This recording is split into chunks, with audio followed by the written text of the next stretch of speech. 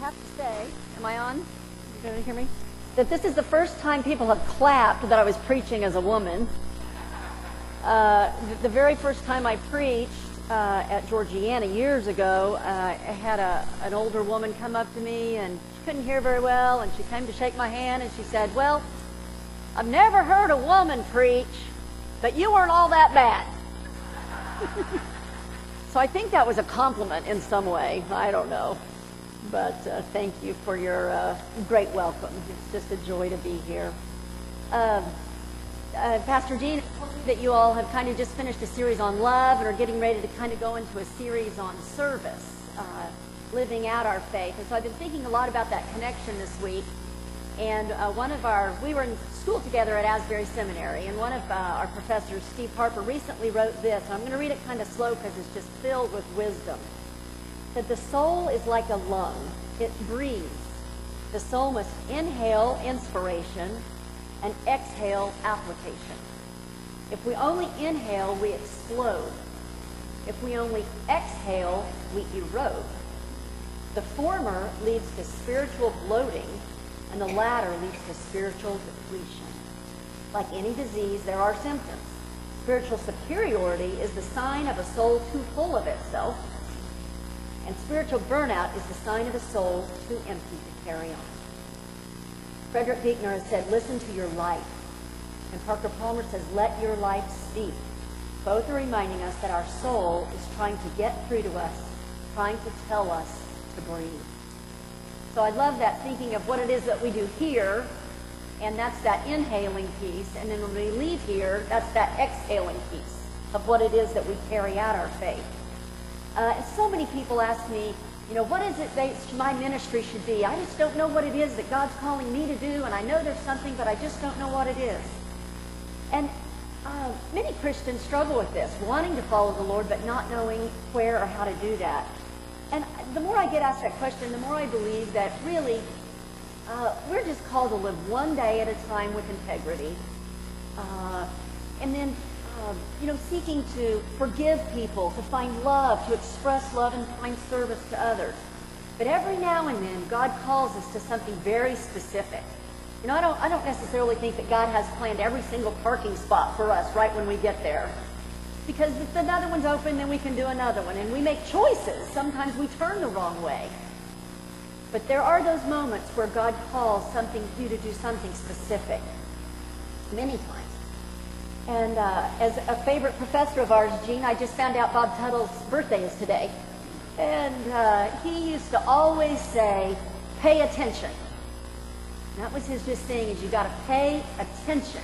Because God is moving and speaking all around us, but we won't see it if we're not watching for it. Did any of you have the chance to see the movie The Blind Side a few years ago? Did some of you see that? Oh, fabulous movie. It's the story of Sean and Leanne Toohey, who live in Memphis, and it was played by Tim McGraw and Sandra Bullock. And it tells the story of how they were driving home in their kind of very upscale neighborhood in Memphis in their very nice car, and came across a large African-American kid walking through the neighborhood, which looked to them kind of out of place. And as they passed him, and Sandra Bullock's character just said, they got about a block away, and she just turned to her husband and said, "Turn around." Just that, something said, we got to, I don't know what, but let's turn around and see why he's here, who he is, where he's going. Turns out he had nowhere to go. He was homeless. He did go to school with her son and played football. And anyway, they ended up, that moment of turn around and then taking action changed the life of that family, as well as Michael Orr, who ended up playing for Memphis and later for the Baltimore Ravens. And I think he's still there playing for the Ravens. And just an incredible turnaround story. And I tell you this because in 2006, I had something similar happen to me, one of these turnaround moments. We moved here in 2003. Our family had lived in Washington, D.C. We had worked in politics and started a business up there and gotten our graduate degrees, and then lived on a sailboat for 2 years, of all things, with our 3 young daughters, and then landed in Brevard County by boat, literally. We docked in Brevard County. And decided to go to seminary at Asbury, and then we've just made our home here. But in 2006, one of these momentous things happened for me, which seemed like a really small thing. But we live down on Rockledge Drive, just right on the river, and that's where everybody bikes and walks, and a lot of people always around. And my husband was outside working in the yard, and he saw a young woman who was crying on a park bench just kind of near our house. But people are always around, and so he didn't think much of it till she got up and started walking, and when she got in front of our house, she collapsed. So he ran over to help her, realized she was having an asthma attack. So she had a young baby, about 15 months old. Neither one of them had shoes on, and we'd never seen them before. And so anyway, I have asthma, so my husband knew what to do. So he came in and got me, and we went out to help her. And found out she only lived a few blocks away. So we put her in our van and drove, her and her daughter over to her place.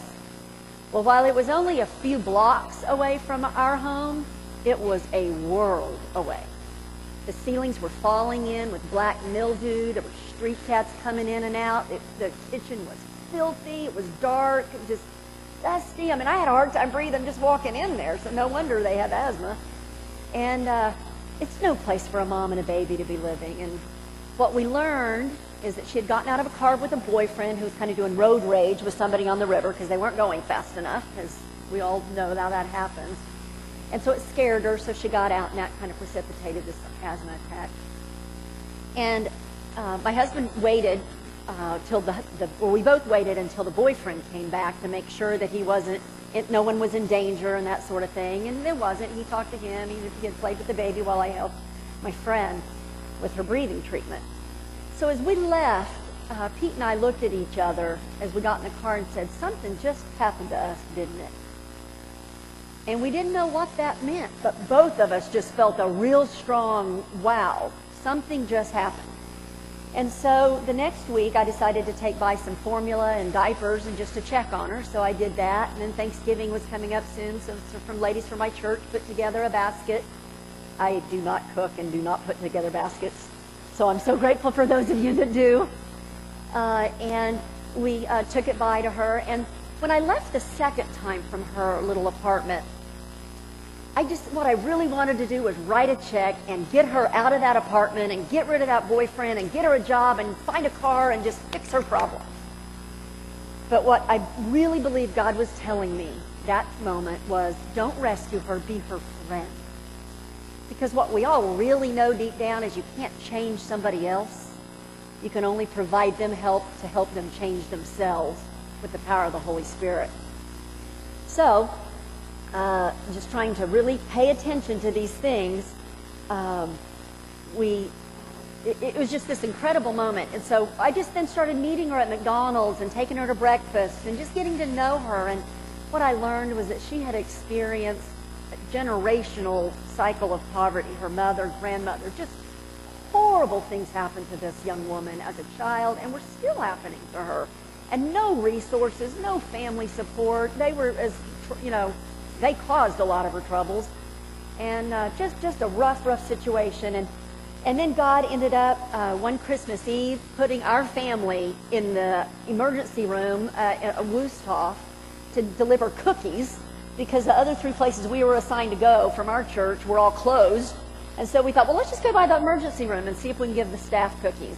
So we went in there, and sure enough, she was sitting there with her baby, had just arrived. And so I spent the most holy Christmas Eve of my life sitting with this basically homeless woman and a baby, and just, covering their face with cool cloths. And it was just I was still hearing "Oh Holy Night" in my head from the church service, and a beautiful thing. But God has just woven us together in this amazing way. So then in the fall of 2007, my church staff, I joined them in going to a Catalyst conference in Atlanta. And just my heart was just stirring that whole time, and I didn't know what that meant, I felt like God was telling me, I have something different for you. I was about to finish seminary, and so trying to really figure out if I was going to go into the, itinerancy with the Methodist Church, or where I was going to be headed. And anyway, in this moment of God speaking so clear to me, during a song of Amazing Grace, I really heard God say, now I want you to do for others what I taught you to do for Julia. And it just all became very crystal clear right then that God had taught me to do this. This was all through God with her, and that now he wanted me to roll that out to other people. So it was an incredible way, and Jean just reminded me earlier today that I thought I was starting ministry to become a minister from the pulpit. And so, gosh, I felt like, well, I didn't finish it since I went in this other direction. But what it reminded me is, it's what I didn't know was what I was starting. God was actually starting me in this direction, but I didn't know that at the time. So in 2008, we established this organization called Brevard Rescue Mission. A few people got together and became the board of directors and got our nonprofit status. And then we've been looking for property, and I'm kind of one of these figure things out person. I'm always struggling with that, because that's not always the best way to do things, right, kids? Yes. So I just wanted to, but anyway, in only God's timing, 1 month before I finished seminary in the fall of 2009, or August, I got a phone call from my board chair that said, I'm sitting in front of our building. And I said, what do you mean? And she said, well, my husband was just playing tennis with another developer who told him that he had just bought a 12-unit apartment complex a few months ago, named it in honor of his mother-in-law who had just passed away, Carol, and wanted it to help people get back on their feet. But he's a developer. He didn't want to get into the running anything. He was just going to provide the building. And he went to 2 other organizations that he just knew were going to want to do something, and neither one of them did. And so he said to Fred, hey, what am I going to do? I've got this building. And he said, let me make a call. And so his wife drove over there, and she sat in front of the building and just said, it's perfect. It's perfect. And she told me where it was located. It's kind of near the airport, north of NASA Boulevard, between US 1 and Babcock. And I said, is it yellow by chance? She said, how could you possibly know that? I said, because 3 months ago, my husband Pete got a phone call from a broker about a distressed property, 12-unit complex in Melbourne. He went down there to see it, and there was one other guy there at the same time, which was Glenn, who did buy it. And it had to be purchased like in 5 days with cash. It was one of those deals where it was going to go through, and they had an amount. So Pete came home that day and said, well, I guess it's not really for us because, first of all, there's floors falling through. It's an absolute mess. And secondly, they need cash by Monday. And so we just thought, okay, well, this wasn't for us. Well, it turns out, in God's planning, it was for us, but God wanted Glenn to buy. He had the cash, and we didn't. And so, anyway, it's just been an incredible thing. So we opened a transitional living facility for homeless women with children in October of 2009, and have families move in. They all have their own apartment. We've got staff there. So not only are we providing this awesome place with for housing and utilities and all their needs, cell phone, laundry, food, but we're also able to provide job training and education and counseling and all those things that help you put your life together. And in many cases, these families that we're serving, it's not that we're helping them to get back to self-sufficiency. We're helping them get to self-sufficiency for the first time, because they've grown up in situations that just don't have basic life skills and know how to do things. When I started this in 2009, there were 600 homeless children in Brevard County. Now there are 1,300. 3 times. I mean, it's just, not 3 times, a little over 2 times. I knew my family was going to correct me for my math. And so we get 250 to 300 phone calls a year inquiring for help. It's just a huge, huge problem. And it's not easily fixed, which is why I think what we're doing is so unique, that we're doing everything all-encompassing, because if they go to one place for food and somewhere else for clothes and somewhere else, it doesn't have the comprehensiveness that they need in one place. So it's kind of like we're taking them into our family. We go to their birthday things, we go with them to their parent-teacher conferences. We teach them how to do basic things. And it's an incredible journey to see the families that are being changed. I'm going to show you a little video that shows some families talking, so I don't want to tell you these examples so you'll get a chance to see them yourself. And in order to model independence from government support, which is part of our mission, is we don't accept government support either, so that we can be faith-based, we can do Bible studies. Everybody attends a church of their choice. It's just so that they can get engaged in the community, so when they graduate from us, they're already engaged. into a church family. So anyway, we're just supported by individuals and churches and companies and foundations. And it's been amazing how God has spoken not only to me to do this, I'm just one little piece of this, because he's also spoken to many, many, many hundreds of volunteers and donors who just had the right situation or the right calling at the right time. When I announced at Georgiana that I was leaving the church staff, I had been assistant pastor when I was in seminary, and when I was leaving to go do this full time, I had somebody come out to me that I had never seen before and said, my husband and I just heard what you said, and introduced herself, and she said, we've never met, but my husband just told me that God is in this. Even though I only talked for 2 minutes, that God is in this. Tell her I want to give her $25,000 when she gets her 501c3. And I could just go on and on. Stories like that happen. In some cases, it's $100 that somebody gives at exactly the time we're trying to send a kid to camp, or whatever it is. Or sometimes it's a volunteer who meets somebody at the grocery store who is a tutor, and we need, tutors for our kids. I mean, it's amazing. We have over 200 regularly trained volunteers that come out and do everything from transportation, tutoring, handyman services, legal, medical, on and on. There's no end to it, helping families put their lives together. It really takes a village to achieve a mission like this, or to even start it. And it's, the Bible is just full of references about us reaching out to the widow and the orphan and serving the needy. I mean, it's almost, I think Bob Tuttle would actually say this is a book about that, right? And, Isaiah 61, which you read so lovely for us. I'm glad you did it. In verse 3 again, it says, we're going to bestow on them a beauty instead of ashes, the oil of joy instead of mourning, and a garment of praise instead of a spirit of despair. And it's so awesome to get to be part of something that you see lives really transformed. It's not just providing help. We are all called to help, but we're really called to help where we can make a difference. And so it's really an amazing thing to see people who come to love the Lord and accept his forgiveness, which is what enables them to start fresh and new and get the power, and then to have the power of the Spirit working in them to become what they're called to be. So I just really want to encourage you this morning to pay attention to where God might be leading you. I want to tell those of you that are grandparents in the room that my friend Julia had a believing grandmother. Took her to Vacation Bible School when she visited when she was little.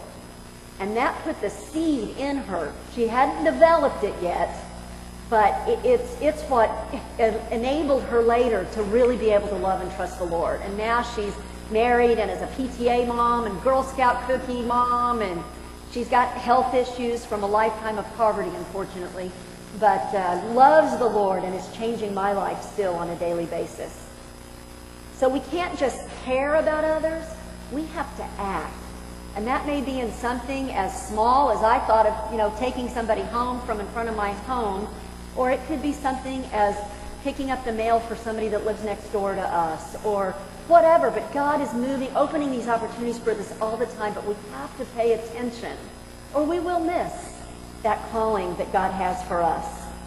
So I'm going to ask Jim, I think, to run this short video. We just recently did this video, and I think you'll enjoy hearing families firsthand of their experience.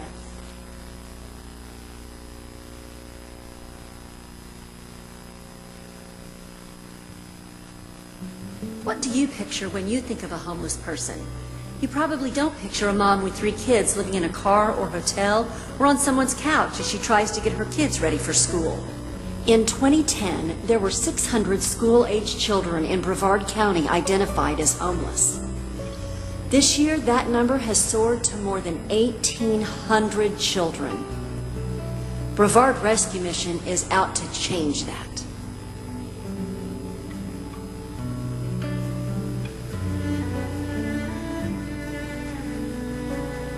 Brevard Rescue Mission seeks to break the cycle of homelessness by providing all the resources and skills necessary to help a family become self-sufficient.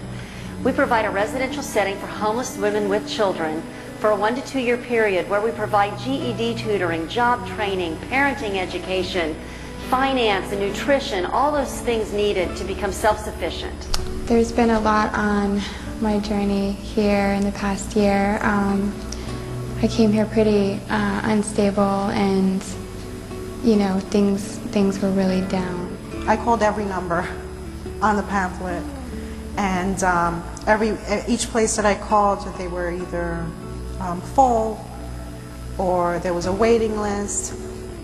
But when I called Brevard Rescue Mission, they listened to what I had to say. They asked me several questions, and I answered them. I felt really good. I said, oh my goodness, I think this is it. Awesome feeling. Those are my keys. You know, I have those keys, and I can walk into that door and lock the door, and it's just a great feeling, because it's, you know, it's my own place for my kids, you know, that we can lay our head down at night, every night, and we don't have to worry about losing. I've been living in the Cross Carroll with my kids and my son, my daughter. We're really happy here.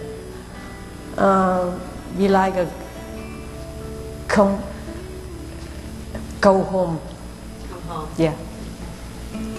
That's how I really need it, and my family need it. Here it's let me feeling a lot of love. How my life has changed from the second that I arrived to today, it's been just, wow. I never thought I would ever be, even before I came to Brevard Rescue Mission, I never thought that I would be where I am today. When I first came, I felt like I had no hope, no future,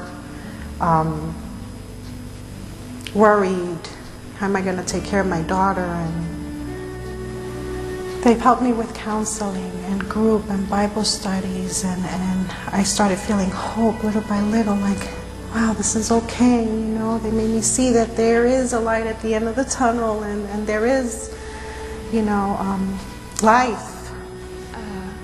Casa Carol has inspired me to be someone that can help, you know, because I've been helped so much here, and before I came here, I wouldn't ask for help. I would go without because I didn't want to ask for help.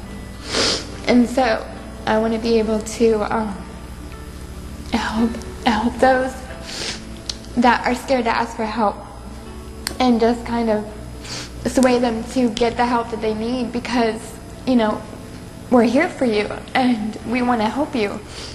Brevard Rescue Mission, Casa Carol is a perfect place if you choose to make any donations, or if you want to come and volunteer. You couldn't even imagine how you affect lives by the time that you put in and the monies that you invest in these beautiful people's lives. Like things in my life is a testimony, and I thank you for letting us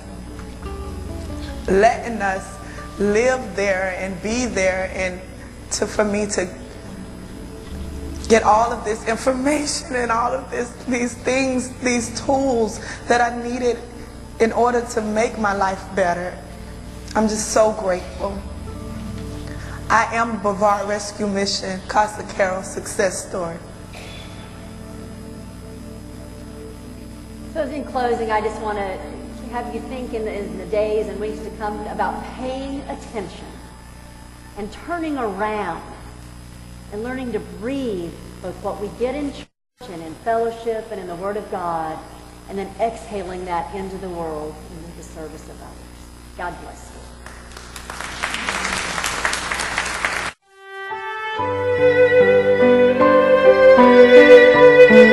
you.